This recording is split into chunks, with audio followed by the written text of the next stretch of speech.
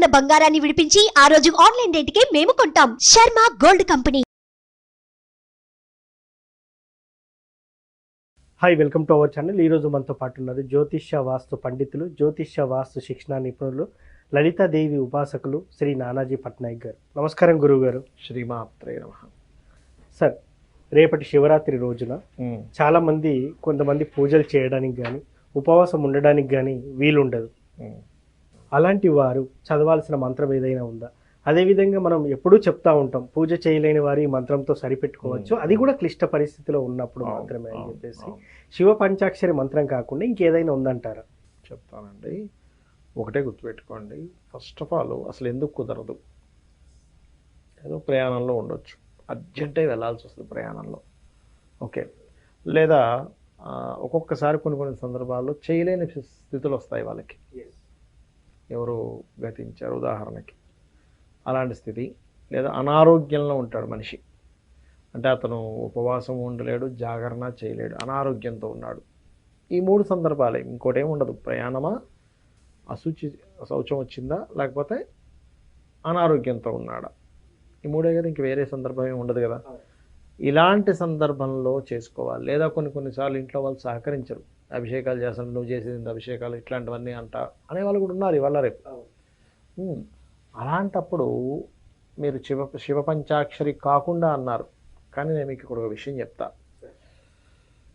శివ పంచాక్షరి అంటే ఏంటి? నమశివాయ కదా.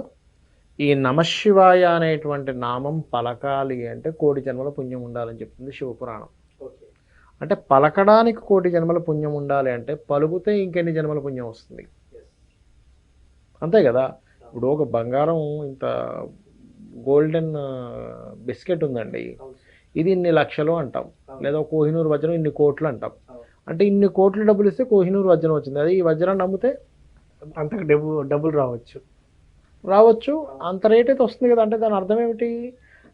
అన్ని జన్మలు ఉంటే ఇది పలుకుతున్నావు అంటే ఇది పలుకుతేనే అన్ని జన్మలు అభివృద్ధి ఉంటుంది. మళ్ళీ అంటప్పుడు శివ పంచాక్షరికి మించింది లేదని చెప్తుంది శాస్త్రం. అయితే ఇప్పుడు మీరు అన్నారు కాబట్టి నేను మీకు ఇంకోటి చెప్తాను. ఇక్కడ ఇంకా మించింది ఏమైనా ఉండకుండా ఎలా ఉంటుంది? ఏదైనా అవుతుంది కదా అనొచ్చు. మనకి శాస్త్రంలో చెప్పినటువంటిది ఏంటంటే, శివుడు ఎప్పుడు కూడా నిరంతరము విష్ణువుని ప్రార్థిస్తుంటాడట. విష్ణు విష్ణు విష్ణు విష్ణు రామ రామ రామ అంటే రా అనే శబ్దం ఎవరైనా అన్నారనుకోండి, మా అంటాడేమో చెవిలో పెడతాట శివుడు.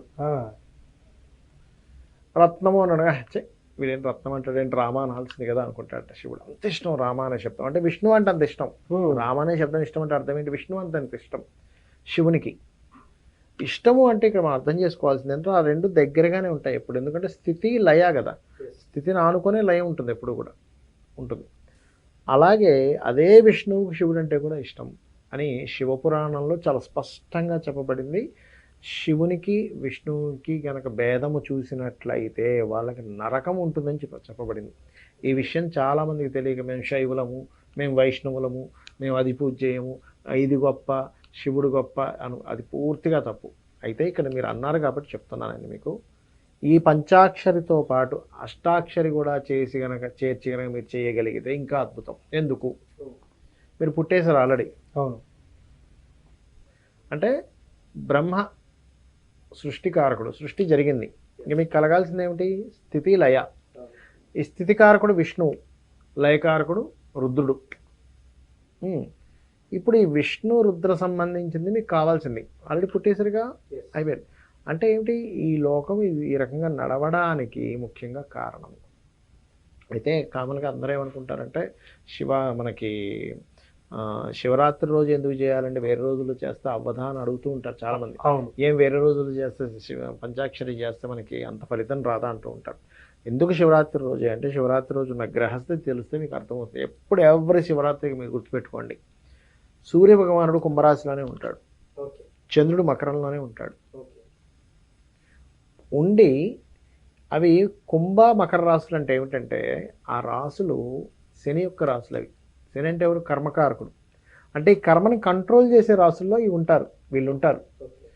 ఈ రవిచంద్రుడు అంటే ఎవరు? మనకి జగత పితరం వందే పార్వతీ పరమేశ్వరు. ఆ పార్వతీ పరమేశ్వరులే రవిచంద్ర రూపంలో ఈ లోకాన్ని పాలిస్తున్నారు. ఈ విశ్వం మీద మనకి ఈ ఈ యొక్క భూమి మీద వాటర్ ఇది మన వర్షం పడాలన్నా ఔషధులు రావాలన్నా ఏమైనా అన్నం రావాలన్నా ఈ రవిచంద్రులే. రవి లేకపోతే ఏముంది చెప్పండి? అసలు వర్షం లేదు, అసలు మొత్తం విశ్వమే మొత్తం నాశనం అయిపోతుంది, మొత్తం చలిలాగా గడ్డగట్టేస్తుంది. ఓకే, కాబట్టి ఈ యొక్క నామం కనుక ఎవరైతే చేస్తారో, ఏది నమశివాయ నామంతో పాటు నమో నారాయణాయ, ఓం నమో నారాయణాయ నామం కనుక ఎవరైతే కలిపి చేస్తారో ఇంకా అద్భుతమైనటువంటి ఫలితం వస్తుంది. ఇది ఎన్ని నిమిషాలు చేయాలి, ఎన్ని నిమిషాలు చేస్తే ఫలితం ఉంటుంది? ఏమంటే ఒకటేనండి, ఇప్పుడు మనం ఏం చెప్పుకున్నాము, ఎవ్వరు అంటే ఇది నాకు సమయం కుదరదు అనుకునేటువంటి వారికి, ఏదో ప్రయాణంలో ఉండేటువంటి వారికి, రోగగ్రస్తులకి చేయలేని మనసులో చేసుకుంటుంటాగా ఇన్ని నిమిషాలు ఎందుకు? ఇందాక మనం ఏం చెప్పుకున్నాం, నమశివాయ అనే మంత్రం కొన్ని కోటి జన్మల పుణ్యం. మరి ఇది చేస్తుంటే బోల్డ్ అంత పుణ్యం వస్తుంది అన్నప్పుడు మరి దాన్ని మీరు సమయం లెక్క కట్టడం ఎందుకు? ఎంతసేపు చేయగలిగితే అంతసేపు చేయండి. సార్, మంత్రం అంటే స్వామివారి ముందే కూర్చొని జపించాలా, లేకపోతే ఆఫీసులో వర్క్ చేస్తూ కూడా జపించచ్చా? ఇట్లా చాలా సందేహాలు ఉంటూ ఉంటాయి. సో ఎస్పెషల్లీ స్పెషల్ డే అప్పుడు కూడా ఇట్లా చేయొచ్చా, చేస్తే ఫలితం ఉంటుందా అని అంటుంటారు. మరి దీనికి మీరేం చెప్తారు? తప్పకుండా అండి, ఇక్కడ ఏంటంటే మీరు పూజ గదిలో కూర్చొని చేస్తున్నా మీ మనసు ఎక్కడో ఉందనుకోండి, ఆ పూజ నిష్ఫలం. అంతే. మీరు ఎక్కడ కూర్చున్నా మీ మనసు మీ దగ్గరే ఉంటూ ఆ స్వామివారి మీద మీ మనసు ఉండాలి. మీరు ఎక్కడ కూర్చున్నారనేటువంటిది అసలు సంబంధమే లేదు, గుర్తుపెట్టుకోండి. కాకపోతే ఈశాన్యంలో ఎందుకు పూజ గది కట్టుకుంటారో, ఎందుకు అక్కడ ఉంటారో అంటే మీ యొక్క ఆలోచనలు భగవంతుని యొక్క ఆ సంకల్పము కనెక్ట్ అయ్యేటువంటి ప్లేస్ ఈశాన్య దేవతా గృహ అంటారు. అందుకని అక్కడ చేయమంటారు. లేదంటే నాకు కుదరదు, ఏదో ప్రయాణాల్లో ఉంటాను, లేకపోతే ఇంకెక్కడో ఉంటాను చేసుకోవచ్చు, హ్యాపీగా చేసుకోవచ్చు. కానీ కాళ్ళకి పాదరక్షలు ఉండకూడదు, అంటే చెప్పులు ఉండకూడదు, గుర్తుపెట్టుకోండి. చెప్పులు ఉండకుండా చూసుకొని మంత్ర జపం చేసుకోవాలి. శివరాత్రి రోజు చదవాల్సిన మంత్రం అయితే ఇది. రెండో కలిపి చేయండి, ఇంకా అద్భుతమైన ఫలితం వస్తుంది. ఓకే, థ్యాంక్ యూ గురువు గారు. శివరాత్రి రోజు ఏ మంత్రం జపిస్తే ఎలాంటి ఫలితం ఉంటుంది, అలాగే దాంతోపాటు ఇంకో మంత్రం జోడించి జపించినట్టయితే ఇంకా అద్భుతమైన ఫలితం ఉంటుందని చాలా చక్కగా చెప్పారు. Thank you. శ్రీమాత్రే నమః. సో చూశారు కదా, శివరాత్రి రోజు ఏ మంత్రం జపిస్తే ఫలితం ఉంటుందని గురువుగారి మాటల్లో తెలుసుకున్నాం. ఇది వాటి కార్యక్రమం. మరో కార్యక్రమంలో మళ్ళీ కలుద్దాం. Thank you.